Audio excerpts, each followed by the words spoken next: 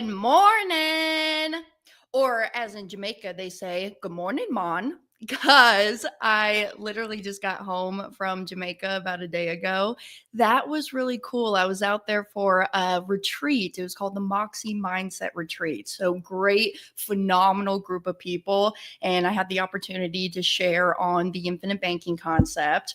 But while I was out there, I made a lot of great connections. So that's what I've been learning more as I evolve within my own personal journey and then also my business journey is it's all about relationships, right? I mean, there's two things within business that will never go away that's always universal.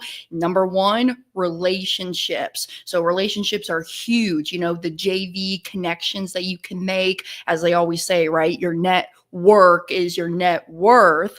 And when you really start to beef up and build that network and that connection of the people, I mean, you can only go so far. And yeah, you know, one of my mentors always says, hey, the hero walks alone, which is true to some capacity, in my opinion. But I think you can go so much farther with other people. Because, right, what's that one saying? When tides rise, all ships rise, something along those lines. And I always think about this quote from one of my colleagues. He always says, you don't have to own the ocean to sail on it. So instead of just being so competition heavy with people who are in your space, how can y'all collaborate and help more families? And thus, by helping more people, your profits will be even greater too. So I made a tremendous, amazing connections. And I'm going to be setting up some one-on-one conversations with all my people here soon because I am in full swing in mastermind right now because that's number two in the whole thing of what's universal within business. Number two is cash flow, right? And so my mindset coming into and really even starting the money multiplier masterminds that we've been doing now for, I think this is our 6th live mastermind, if I'm saying that correctly. I think why I started this is because people have the same questions when it comes to the infinite banking concept. And so I was like, Dad, you know, if we could get our people together in one location, one setting, and we just pour into them all of the years of the knowledge that you have, what I have, being second generation into this, I think it could be really transformational for people, you know, because I get it, you know, not everybody is in this whole world day in and day out like I am. And if I can just overflow into other people's cups and just share my experiences, share my knowledge with y'all, you guys will understand, oh my gosh, Hannah, you're so right. I should be funneling every dollar and penny through my policies as I possibly can. So I have a podcast episode coming out on the 14th of October. So we'll be right after the mastermind. And that one I'm very, very excited about because I really get vulnerable with y'all about how I track my money standards, the cash flow, and just staying on track with myself. And I'm not feeling like I'm flying through a black box, you know? So before we get into the content that I want to talk about today, I want to share just really quick. Look at my cute little magnet. Oh my goodness. Okay, so here's my thing. I have been apparently I just grew into this collector. So what I've been doing is every country that I go to, or even just like destinations, you know, let's say I'm in Destin, Florida, or Sacramento, California, and it's stickers and magnets have been my favorite thing to collect. I take all the stickers and I post it up on my van, which, by the way, tune into Hannah Kesler YouTube channel. Hannah spelled the same ways forwards and backwards, Kesler with one S, or you can see it right there on the screen. But my van's going to be delivered literally today from Vegas. So I'm super excited about that. I'm going to be vlogging those adventures. And then also I have my July vlogs coming out today and tomorrow. There's a part 1, part 2, and then August is going to follow that. So if you want to see some of like the personal journeys and what I've been doing like with the travel and stuff, because it's been a lot of back-to-back stuff, you can go over to the YouTube channel and check out all the vlogs. So I've been collecting magnets, and the magnets go on my dishwasher in my kitchen because my refrigerator, it's not magnetic. Okay. So I was like, okay, I can't post them up there, but hey, this dishwasher, it's magnetic. So I've been a huge advocate of collecting my magnets of all the adventures and the different places I've been going.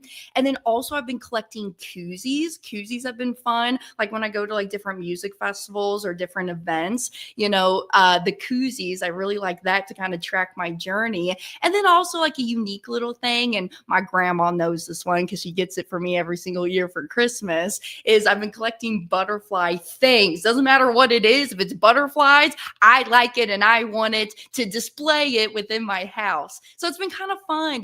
When you start to really slow down, trust yourself, enjoy the process, understanding that you need to trust the process and enjoy the journey. It's not about the destination. Just slow down. I mean, have you ever noticed that? Like you're almost like rushing through your morning routine, like you're sitting there and you're brushing your teeth and you're like,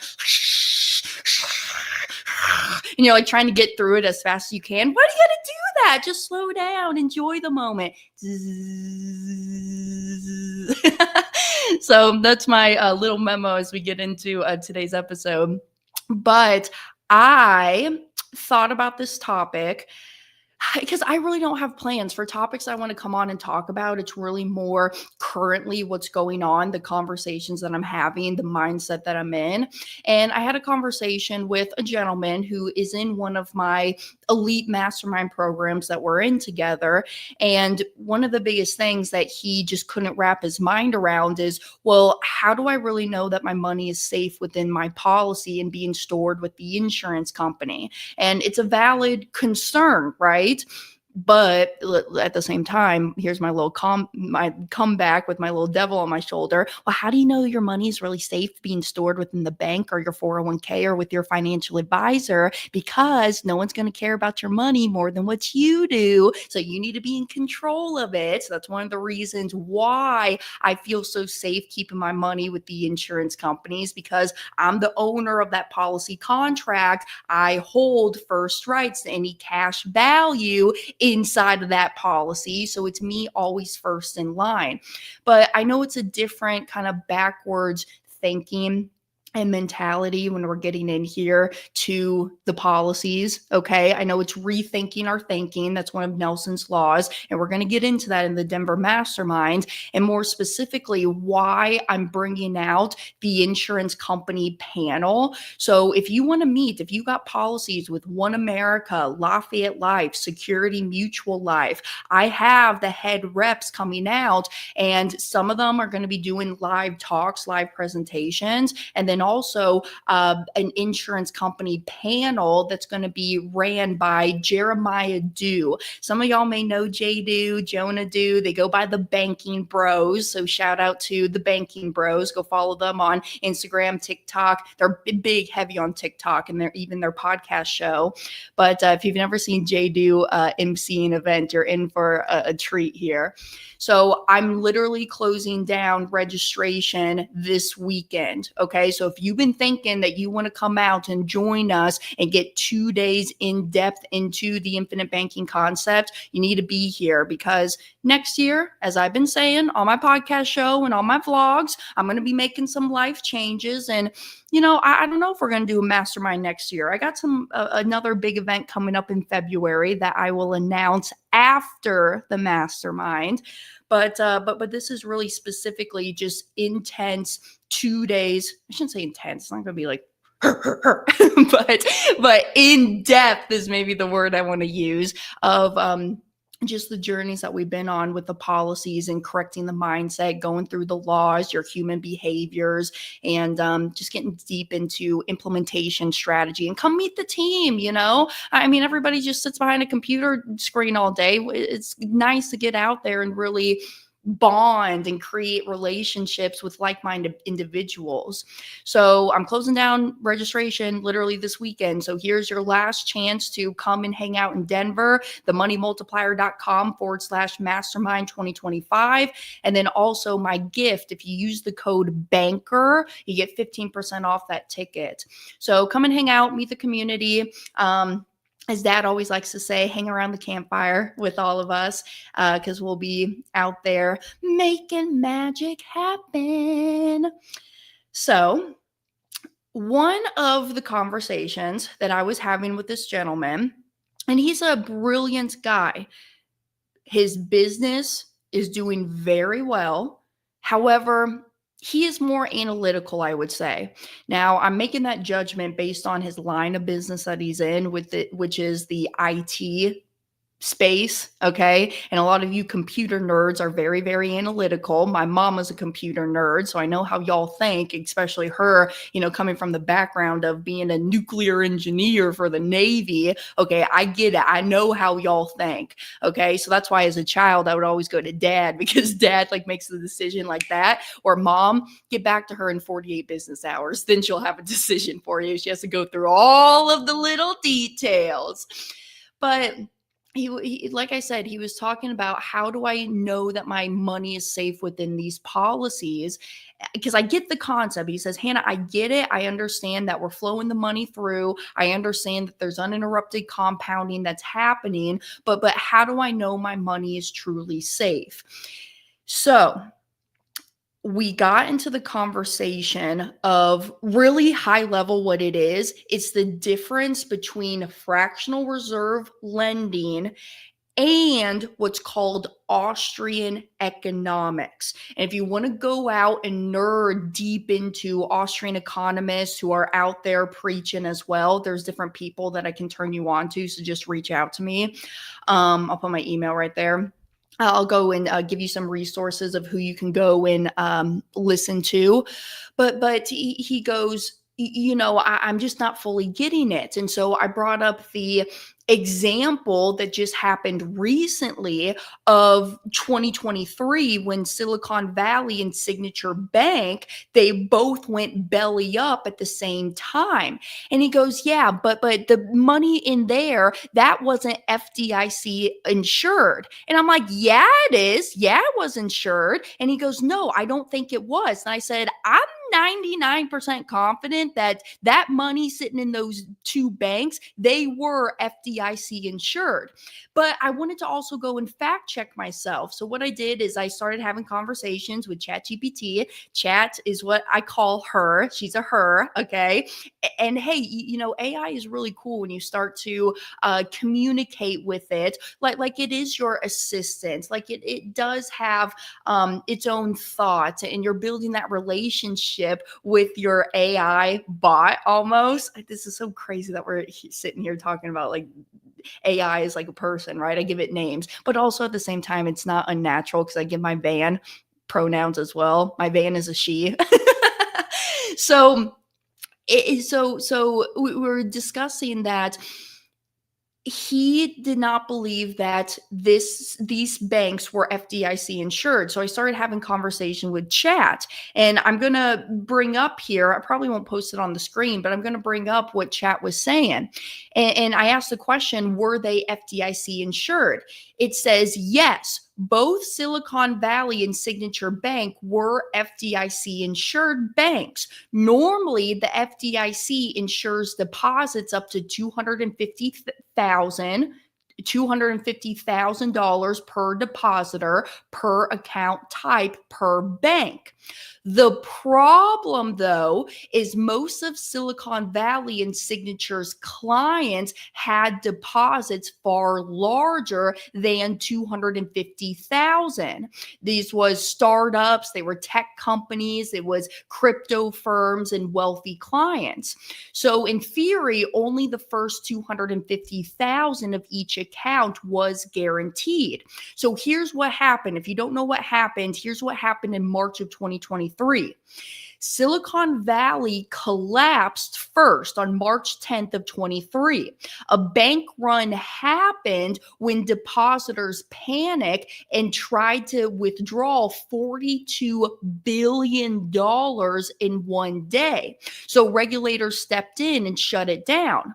Signature Bank collapsed 2 days later on March 12th of 23, and it was also hit with a wave of withdrawals, especially because of its ties to cryptos. And regulators closed it quickly to avoid wider kind of, I don't know what the right word is. They basically, regulators stepped in, right?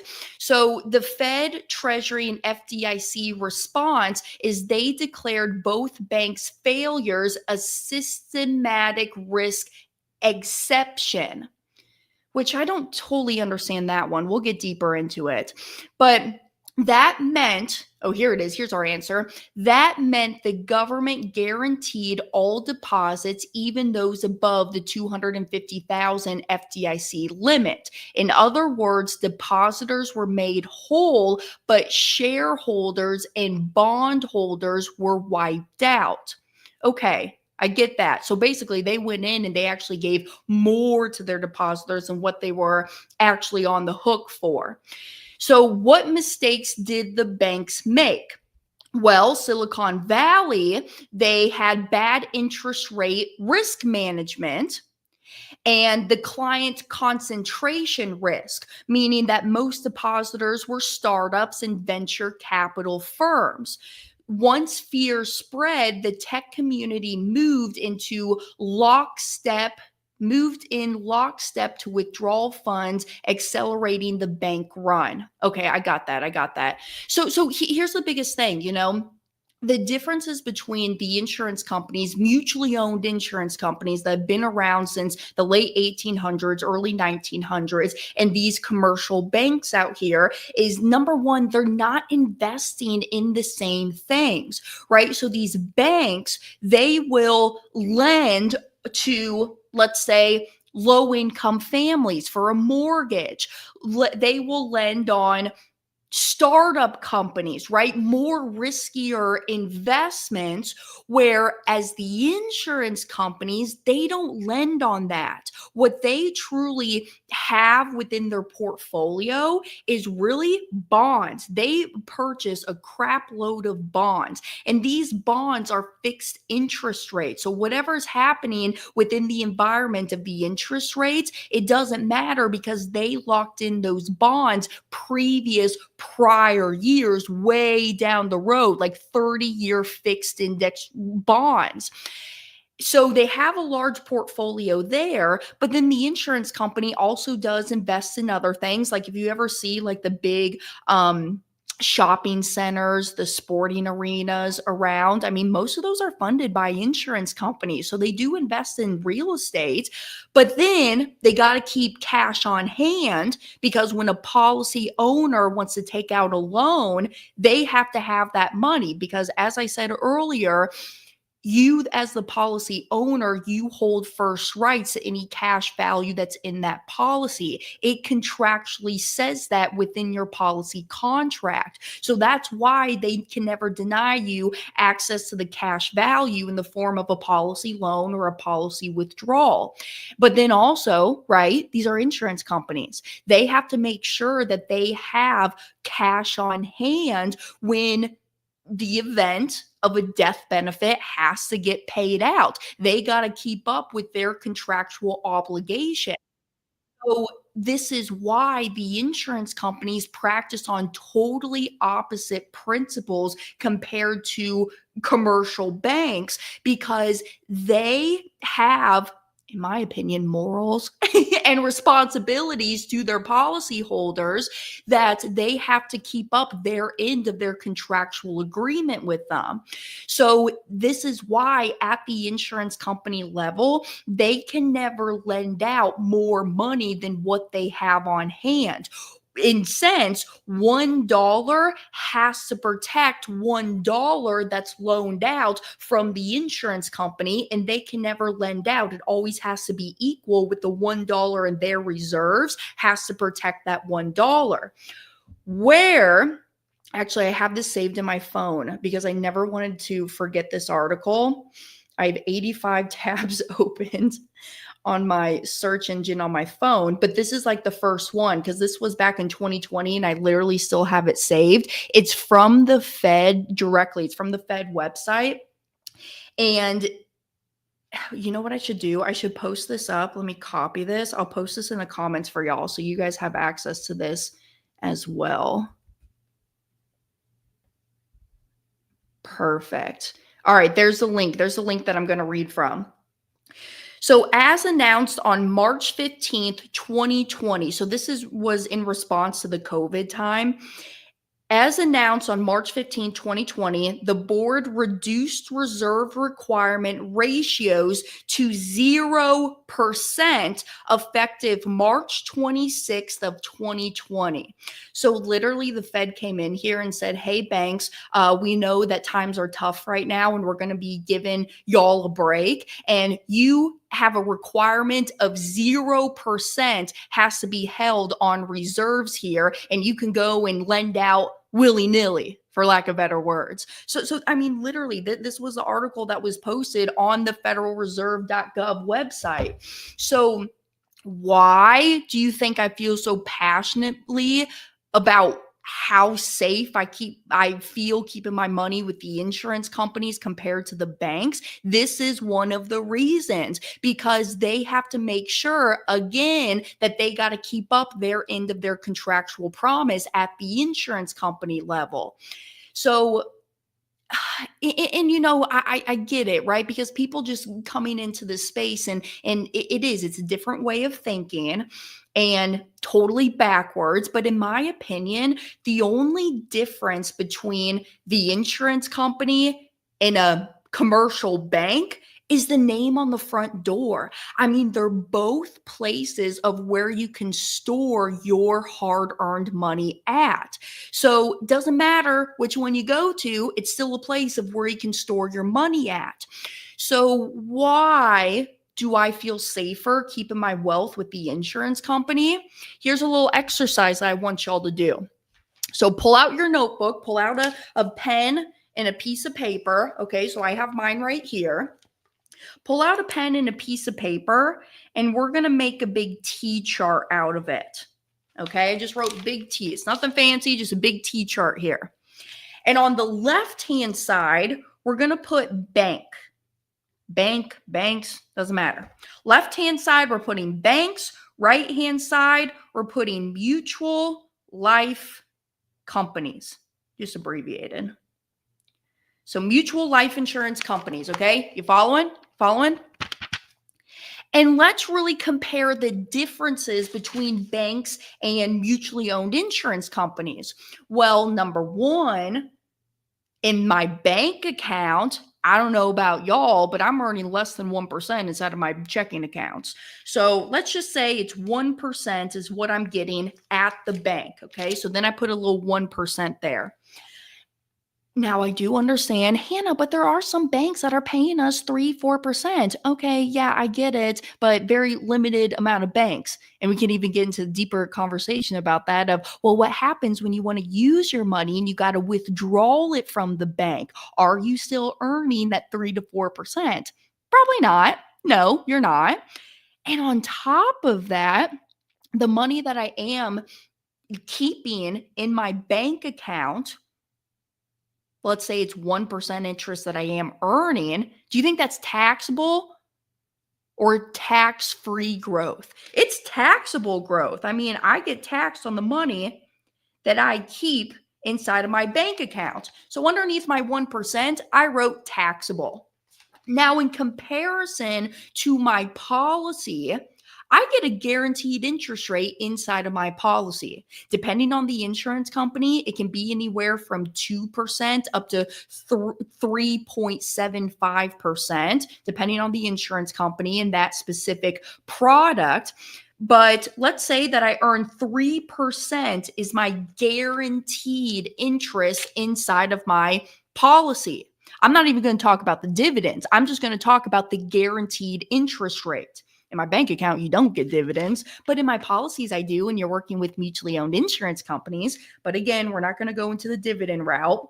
So I get this guaranteed interest in the policy. Do you think that's taxable or tax-free growth? That's tax-free growth. So underneath that, I'm writing tax-free. Okay, following up to this point. Now, I do agree on both sides of the ledger here. Both of it is liquid money.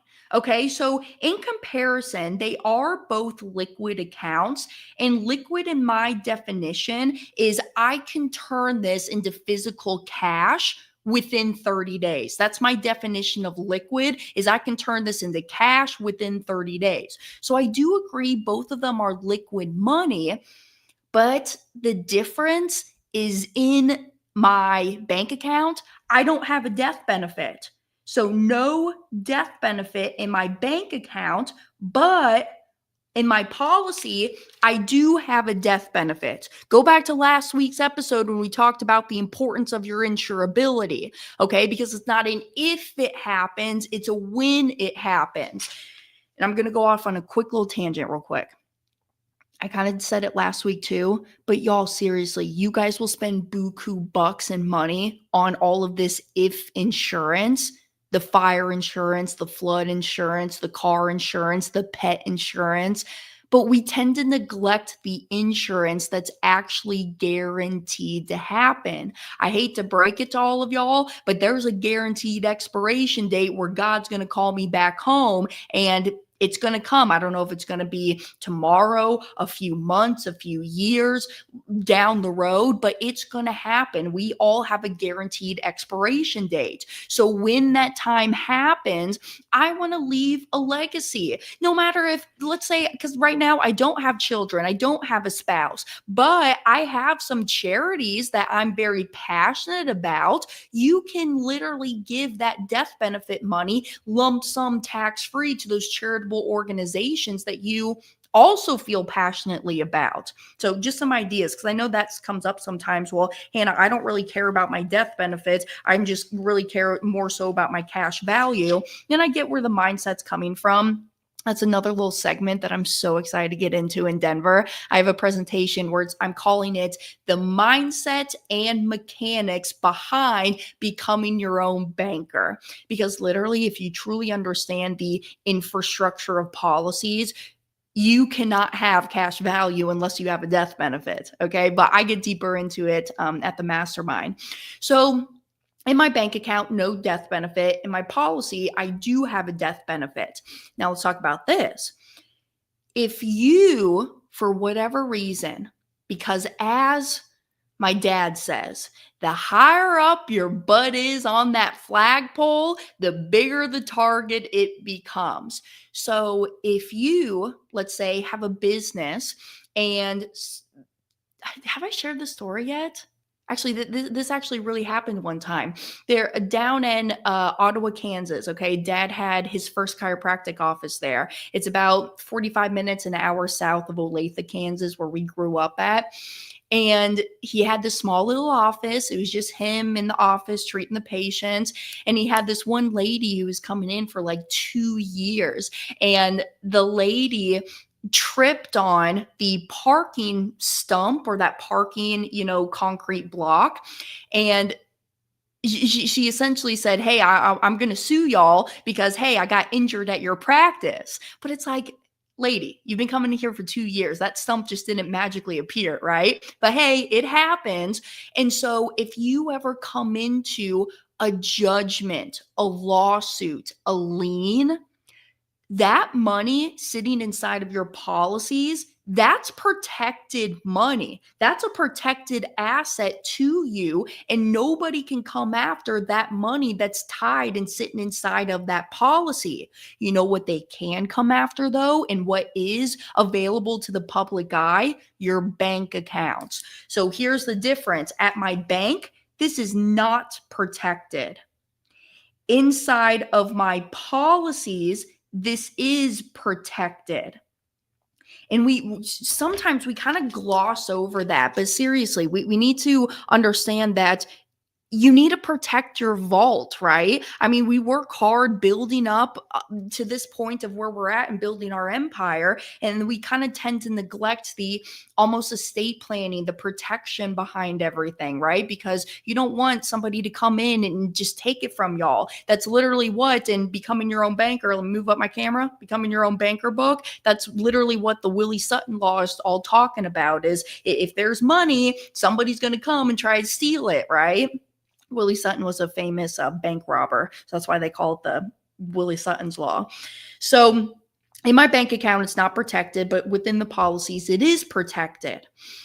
Last thing on our T chart here, the bank, in my humble opinion, it's not stable. In my mutually owned policies, this is stable. The insurance companies are stable. And let me write that, not stable underneath the bank and stable underneath the mutually owned life insurance companies. Because as I was saying from the get-go, they operate on two totally different principles here. And why I know that these insurance companies are stable is because, number one, let's just look back through history. Okay. From since late 1800s, how many bank runs have happened? How many bank failures have happened that then the Federal Reserve had to come in, bail them all out? And because they don't want an uproar in the streets, so then the Fed just opens up its back doors, turns on its printing press, and then we're so confused by why there's all this inflation going on in the world. Here's my tiff with it. If I can find a way, because I'm young and I have a long life to live, how amazing would it be in my lifetime if I could be a huge part of just getting our money tied back to the gold standard? How cool would that be? I've thought about that over and over and over again. If I could leave that legacy of just tying our dollar back to gold, how many problems, honestly, that it would solve for us. Anywho, so that's a whole other conversation. But I do believe that it is protected within the insurance companies because, as I said, the Austrian economic mindset behind it all is number one. But then number two, if you go back through history, why are these insurance companies still paying out a surplus in dividends to all of their policy holders during times of total economic distress? Let's look back at the 2008 financial crisis. Let's look back at the Great Depression, Civil War time. How and why are these insurance companies so stable and able to still give the guaranteed interest because they have to, but they're also still paying out that surplus of the dividends to all of their policy holders? And they've been doing this for over 200 years. I mean, seriously. I mean, and also let's look at this. The insurance companies have been around here even longer than our tax code's even been around. And our tax code's only been here since 1913. So there's so many features and benefits inside of these policies that you can't do with any other vehicle on the planet. And as I always say, if you know of something better than the whole life policies with a mutually owned insurance company and these policies being properly designed to have high immediate cash value, I want to know about the other stuff that y'all are doing. I mean, this is why I just can't get on board too with just me personally. I don't have a 401k. I don't have an IRA. And some people are telling me, well, Hannah, you should at least open up and have a Roth account, a Roth IRA. But I'm like, I don't want to have a Roth IRA because literally I'm tying up my money. That's what people need. If you think about it, and this may be you may be drowning in some debt. You may have some student loans. You may be going out there looking at purchasing your first house for yourself and your new family. And you need this money, but your money is tied up in other avenues that you can't access until you're age 59 and a half, or you're limited to what you can use the money for. So that's why I don't store my dollars in any other qualified government sponsored plans, because I want access control and freedom over my money when I want it, and I want to use it for whatever I want. So I put together like this little one liner, one pager, we'll call it. And this is showing us why mutually owned life insurance companies are safe. So let's just go through it. Mutually owned life insurance companies are among the safest financial institutions in the world, and here's why. Number one, the structure. Policyholders are owners, not outside shareholders. Profits are shared back with you in the form of dividends, not extracted by Wall Street. This creates long-term stability and alignment. Ooh, and we love that word alignment. That's what I'm trying to truly live every single day of my life, is coming from a place of total alignment. Number two, regulation. Life insurance companies are heavily regulated at the state level and must hold strong reserves to protect policyholders. They undergo strict audits to ensure the solvency. And this is a big one too, because the question I get, well, Hannah, if insurance companies are not federally regulated and they are regulated at the state level, well, what happens if an insurance company does go belly up? And there was this occurrence that happened. Oh my gosh, when did that happen? That was a few years ago, when a mutually owned company did demutualize. Because what happened is that this company in specific, they came under some new leadership. And that's when you start to see the tables turn. Oh my gosh, I'm thinking back at like my other house, my old HOA. That's literally why I moved to this condo here, because they came under some new leadership. And I was like, I'm not vibing with all of this. This is not a fun community to live in. Deuces, I'm out. So really leadership, and it all really starts at the leadership level, no matter where you're at within your family leadership, your business leadership, personal development leadership. It all trickles down from there. So leadership is truly very, very important. And when it came into this new leadership, they were making bad money moves. And so there's a group or organization, if you will, called the Guarantee of Association. And this Guarantee of Association goes out and it governs all of the insurance companies. And when they govern them, they produce out a report. They literally look at the books and they post out this report. And I'm going to come over here and I'm going to type it into the chat box. And it's called the Comdex scores, COMDEX. And this is a public report that you can go and just Google it. And it's a report that gets posted out monthly. And you can see how these other mutually owned insurance companies rank side by side. So you can see this, and especially if you are an educator on IBC, the infinite banking concept, just as for your own ethics and morals, in my opinion, you should be looking at this report on a monthly basis. That's what I do. So then I can kind of see, okay, how is this insurance company trending? And you would notice when that one insurance company demutualized, you could see that their score was going down on that Comdex score. And you saw it way before it happened and they demutualized. But here's the thing. Even if a company is kind of going belly up in the insurance company space, what the Guarantee of Association will do is they will have a larger insurance company come in and buy out that business. That's what they do. They come in and they buy it out. And that other company could be a mutual company, could be a stock held company.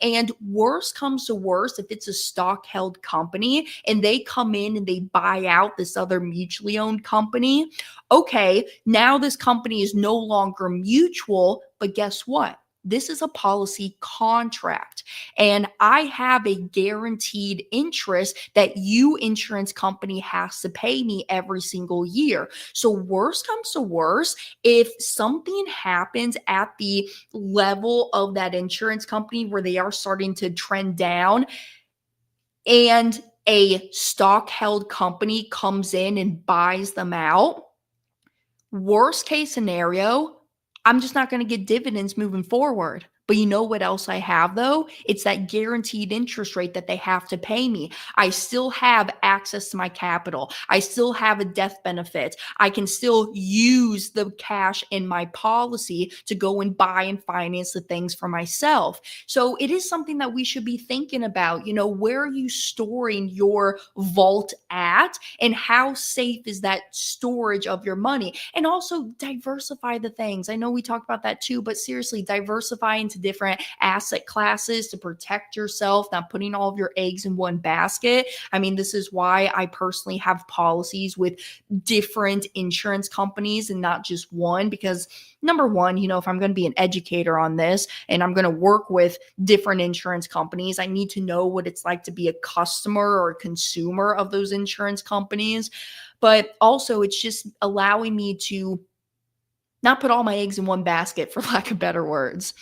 So number two, the regulation is so super strong. Number three, the track record. Many mutual companies have paid dividends every year for 100 plus years consecutively through wars, recessions, and market crashes. This demonstrates unmatched resilience. Number four, conservative investments. These companies focus on safe long-term assets like bonds and real estate and not risky speculation. The priority is preservation and growth of your money. Let's say that again. The priority is preservation and growth of your money. Number five, financial strength ratings. Independent agencies such as AM Best, Moody's, and Standard & Poor's consistently ranked these companies at the top of stability and reliability. So bottom line, mutual companies are designed to protect your money, grow it safely, and deliver guarantees you can count on. Let's highlight and emphasize guarantees. That's all that we're after. That's why they are the foundation of the money multiplier method. So I can send this doc out to y'all if you guys just want this one pager to kind of come back in and look at as time goes on. But I hope you can see why I feel so passionately about the policies, why I feel safe with keeping my money stored here, because I know through tests of time that they're going to be there and they're going to deliver for me when I truly need them most. I had a gentleman reach out to me. He's a guy who lives in Texas, and he's been a client going on about 2 years now. And something happened within his real estate investment deal and his lender fell through. So he's like, well, crap, I'm in closing. I need to close on this property. I want it, but it's not the end of the world, because you know what I have?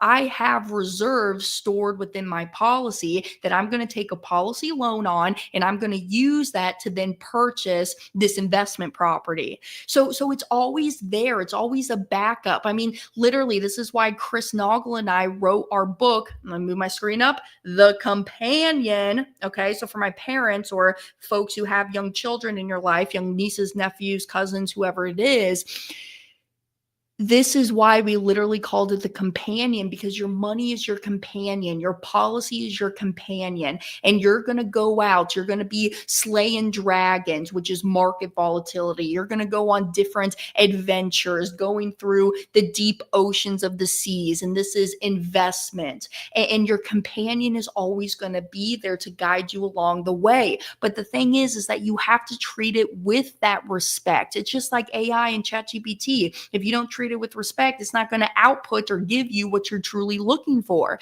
Same thing within the policies. If you just keep taking and taking and taking, and it's just a one-sided relationship where you're not going back and paying back your policy loans, paying your policy premium, and you're just neglecting it and you just keep taking from it, it's not going to be there for you to support you. It's just like a relationship. If you're going out there and dating and you just keep taking and withdrawing from from that relationship and not giving any of your love, your energy, your attention, do you think that's going to be a solid foundation in a solid relationship? Probably not. So it's just kind of funny how all of these standards of our mindset, how we treat different things, kind of is true in different areas of our life as well. So I just ask y'all to get real with yourself, be an honest banker, and know that your money is protected within these policies. And so, honestly, I want y'all to hear it from the mouths of the insurance companies as well on the insurance company panel coming up at the Denver Mastermind.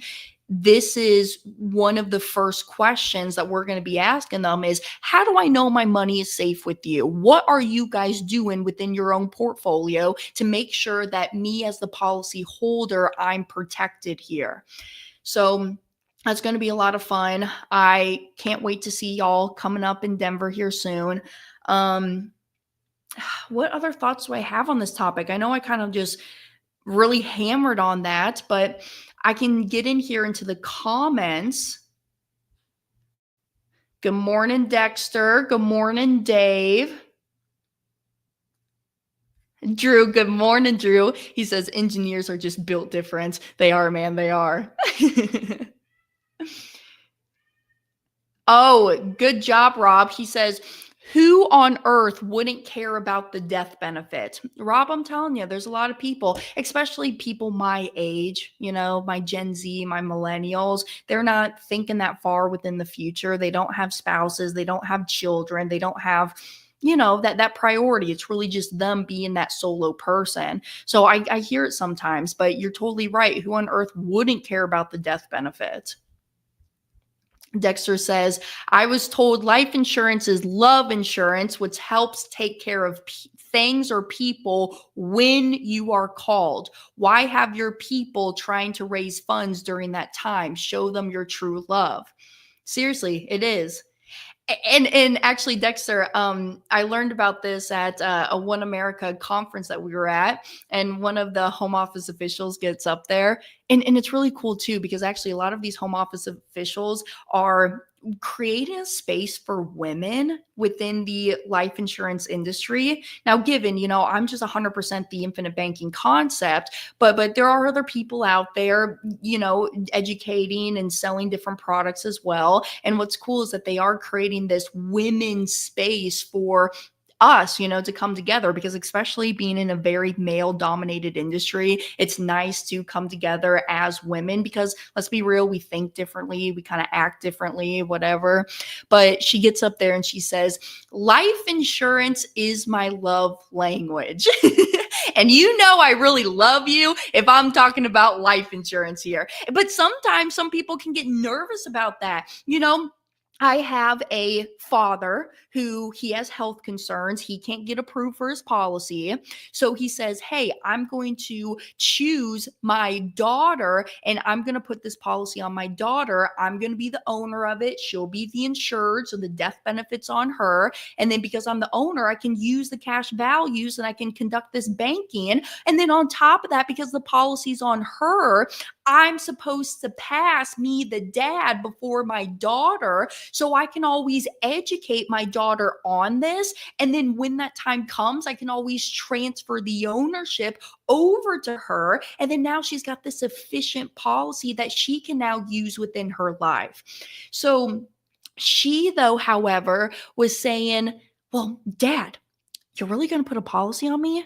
Should I be concerned? Are you going to go out there and hire a hitman? Which I get it. Some people, it's just not a normal conversation, a normal way that we live, right? Because life insurance is kind of a taboo subject. Why do I need life insurance, right? So if you do that, we will bury you in gold. Oh, Dexter, you're so funny. Talking about the gold standard. That part. If I want to go have a party with my money, don't tell me I can't. Oh, Enric. Hopefully I'm pronouncing your name correctly. So Enric says, I'm drowning in debts and light me on how to get out of debt. Hey, Enric, what you need to do, if this is your first time here, welcome to the show. We are here every Thursday morning, 9 o'clock a.m. Eastern time. Yes, I was a little late today. I had some technical difficulties. I'm still trying to figure out the StreamYard stuff. But you should go to this link, themoneymultiplier.com/presentation. Click on the button, watch Brent now. And in that presentation, there is the debt payoff, the map example. Because Enric, we were in the same boat with y'all. I mean, dad, when living in Kansas City and he was a chiropractor, he first learned about this in '06, thought it was too good to be true, never started till '08. And back in 2008, he had almost $1 million of debt. And that's what we did first, is using the policies to go and pay off the debt. And that's my first advice. Use your policy to pay off any of the bad debts first, because not all debt is bad debt, but use it to pay off the bad debts first, and then shift it to, okay, now I freed up the cash flow. I have control back in my hands. How do I bridge this gap between the debt payoff to now wealth building? But conversation for another time. So Enric, start there, start with the presentation. And then from there, if you want to connect with a money mentor on the team or even myself, it'll take you there. All right. Rob says, I took out a policy loan to buy a rental property, and the mortgage company wanted a copy of my policy because they said they needed documentations of the loan. I was so pissed. It happens. Sometimes you need to show, if you're going out there qualifying for a home equity line of credit or a new mortgage, you're going down to the conventional bank asking to borrow money, and they want to see your debt to income, your net worth, where's your money being stored at. I mean, it's very easy. There's a one-pager. If you are a member of the Money Multiplier, reach out to your implementation agent. They can get you that documentation.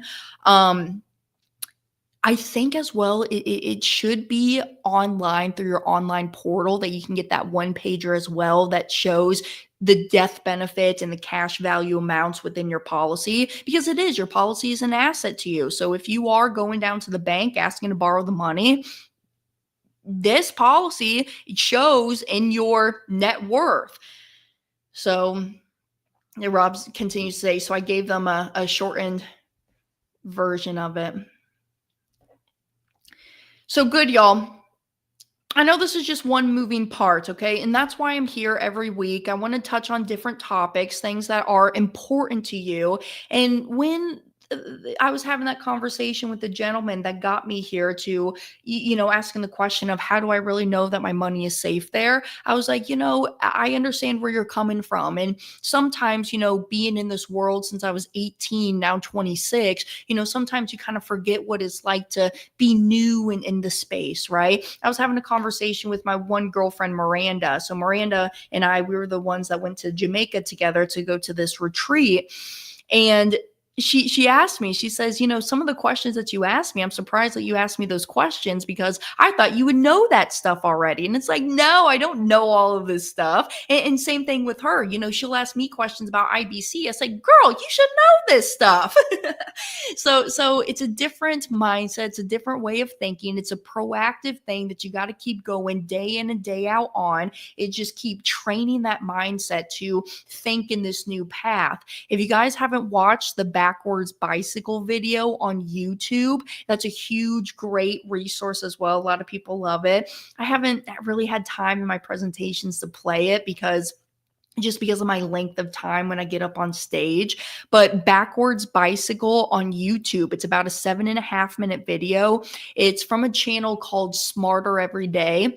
Watch it, 7.5 minutes. Once I end this live stream here, you should go over there, watch that backwards bicycle video, and just keep reviewing it. If you got to come back and keep reviewing it time after time, do it, okay? Because it's just going to be better for yourself anyways. Because again, if you are not controlling your money, who's going to be controlling it for you? Okay? So seriously.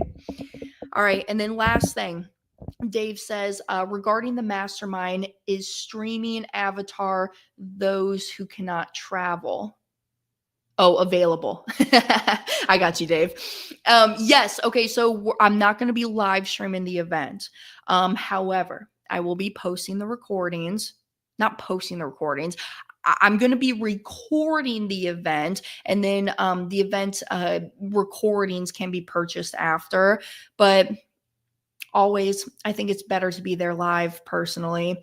So last call for the mastermind coming up next week. Literally a week from today, I'm going to see all my VIP people out there, and it's going to be a good time. So seriously, lives are going to be changed, and that's just what keeps me going day in and day out, is helping people. I want y'all to really understand the money game, because let me tell you, just where I'm at, my level of here, it's nice. It's refreshing. I don't have to be concerned about money, where the next check's going to be coming from, because I have the passive income dollars coming in.